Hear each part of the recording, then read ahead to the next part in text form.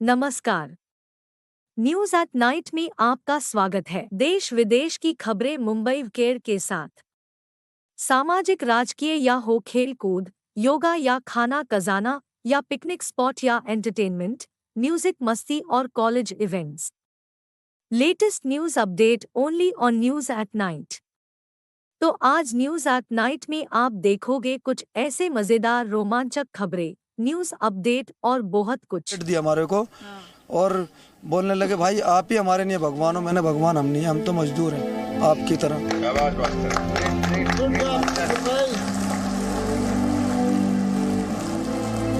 सुरंग का आखिरी पत्थर हटाकर जब रेट माइनर 41 मजदूरों तक पहुंचे तो अंदर खुशी का माहौल बन गया।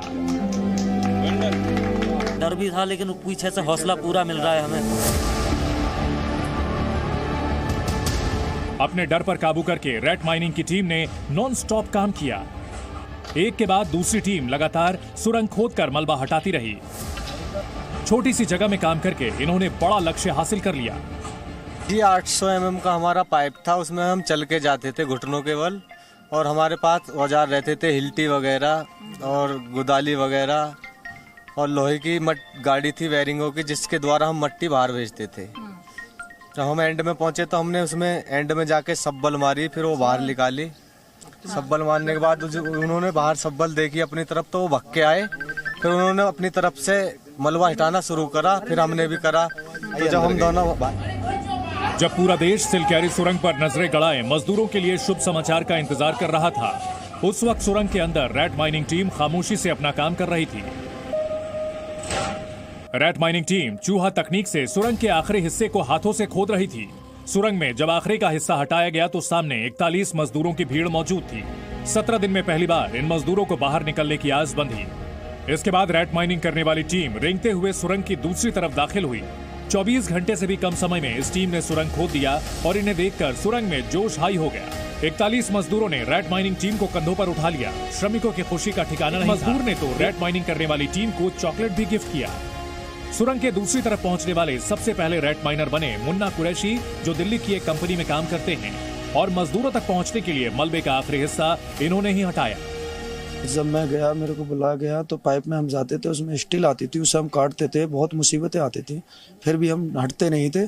फिर उसके बाद पत्थर भी आता था, उसे भी हम काटते चलते थे।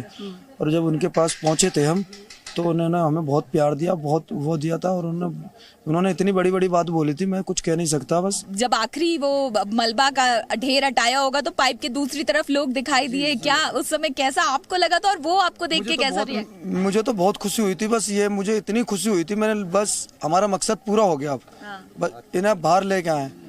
उन्होंने बहुत प्यार किया था हमसे, बहुत उन्होंने इतना वो कहा था, गले से लगाया, सीने से चॉकलेट दिया हमारे को, और बोलने लगे भाई आप ही हमारे लिए भगवान हो। मैंने भगवान हम नहीं, हम तो मजदूर हैं आपकी तरह। सुरंग खोदते समय इन मजदूरों के पास काम करने की जगह कम थी। रास्ते में पत्थर और लोहे का मलबा भी था, पर रेट माइनिंग टीम का हौसला बहुत ज्यादा मजबूत था। बता सकते हैं हमको, जैसे वो छोटा सा मान लीजिए स्पेस है, अगर आप बैठ करके दिखा सके कि कितना वहाँ पे किस तरह से आप लोग बैठे थे? इस तरीके से ज्यादातर बैठा जाता है वहाँ पे बस। हाँ, अधिक से अधिक इसी हिसाब से हमारी कटाई होती है, इसी से हमारी खुदाई होती है, और इसी स्पेस से ये मिट्टी हम साइड करते हैं पीछे। इसको इसी हिसाब से काटते हैं। ड्रिल मशीन होती है हिल्टी, या गुदाली होती है, गुदाली इस तरीके से चलेगी। और ड्रिल मशीन ऐसे चलाते हैं, बस उसमें पत्थर के लिए काटते हुए जाते हैं। तो बीच में पत्थर भी आए होंगे? हाँ, जी जी जी, पत्थर आते हैं बीच में, उन्हें पाइप के फेस से ही काटा जाता है, इतना बचा के। तो क्या हाथों से भी बीच में आप लोग मलबा हाथों से? हाँ, हाथों से पूरा ही मलबा ये हाथों से ही हटाना पड़ता है। रेस्क्यू ऑपरेशन चला रही टीम का टारगेट था जल्द से जल्द मजदूरों तक पहुंचना। रेट माइनिंग की टीम ने सुरंग खोदने के लिए 36 घंटों का वक्त मांगा, पर इनकी रफ्तार इतनी तेज थी कि 24 घंटे से भी कम वक्त में ये 41 मजदूरों तक पहुंच गए। एक साथ हम 2 लोग जाते हैं और 3 भी चले जाते हैं, और टाइम का तो हमारा कोई अनुभव नहीं है, कितने टाइम रुक जाए, पर लेकिन यहाँ तो हमारी टाइम की कोई कीमत ही नहीं थी। हम कितना टाइम रुक जाए यहाँ पर, कितना भी टाइम रुक सकते थे, 12 घंटे 10 घंटे, कोई वो नहीं था हमको। सब कुछ भूले हुए थे हम। 8-8 घंटे 4 घंटे 2 घंटे, जिसका जैसे भी मिजान लगा, जैसे जिसकी हिम्मत बनी है, ऐसे ही हमने काम किया। जैसे ऑगर जाने के बाद आगे सरिया में फंस गया था, और उसके बाद ऑगर आगे मूव ही नहीं हो पा रहा था। उसके बाद हमने कंपनी बॉस से बोला सर हमें एक मौका दीजिए आप, अगर हम इस काम को नहीं कर पाए हम जिंदगी भर आपका फ्री में काम करेंगे। तो कंपनी भी ने भी सभी से जो और भी एजेंसीज यहाँ पे काम कर रही हैं और अधिकारियों से भी लड़ झगड़ के हमें ये मौका दिलवाया। इसके लिए हम उनके बड़े शुक्रगुजार हैं। और जैसे जैसे उनको हम पे भरोसा था, हमने उस भरोसे को खत्म नहीं किया। उस भरोसे को जिस टाइम ने हमने बोला उस टाइम से हालांकि रैट माइनर्स की जिंदगी और काम दोनों बहुत मुश्किल होते हैं। रैट माइनिंग पर प्रतिबंध के बावजूद कई इलाकों में इस तकनीक से अवैध खनन किया जाता है। किसी नियम कायदे का पालन नहीं होने की वजह से ऐसी अवैध खदानों में अक्सर दुर्घटनाएं होती हैं, जिसका शिकार रैट माइनर ही बनते हैं। अंजलि सिंह के साथ ब्यूरो रिपोर्ट, जी मीडिया, उत्तरकाशी। बाबा बोखना की तरफ से कि इनको जो मेरे जो 40 प्राणी जो अंदर हैं उनको किसी हालत से सुरक्षित वाले ये सत्य ऐसे इसी शक्ति की सबकी आशा जो बनी रही। सिलक्यारा टनल से 41 मजदूरों के बाहर आने के बाद बाबा बौखनाक की जय जयकार हो रही है।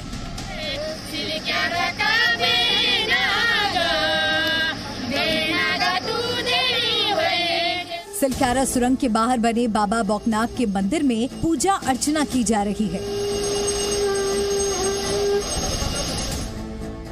17 दिनों से चल रहा रेस्क्यू ऑपरेशन सफल हो चुका है और इसके पीछे मंदिर के पुजारी बाबा बौखनाक की ही कृपा बता रहे हैं। ये शक्ति ऐसे इसी शक्ति की सबकी आस्था जो है बनी रही, नहीं तो किसी की उसकी आस्था जो है घटाई नहीं है, क्योंकि सबकी आस्था, पत्रकार हो, शासक प्रशासक हो, सबकी आस्था उन्हें बनाए के रखे कि सब लगे थे। वो ये बाबा ने ये बोला कि घबराओ मत, सुरक्षित। 17 दिन बाद मिली कामयाबी के बाद ऑस्ट्रेलिया के टनल एक्सपर्ट आर्नोल्ड डिक्स तीसरी बार बौखनाक की शरण में गए और ऑपरेशन की सफलता के आज सिर्फ इतना। तो जुड़े रहिए, कल मिलेंगे नई खबरों के साथ। धन्यवाद।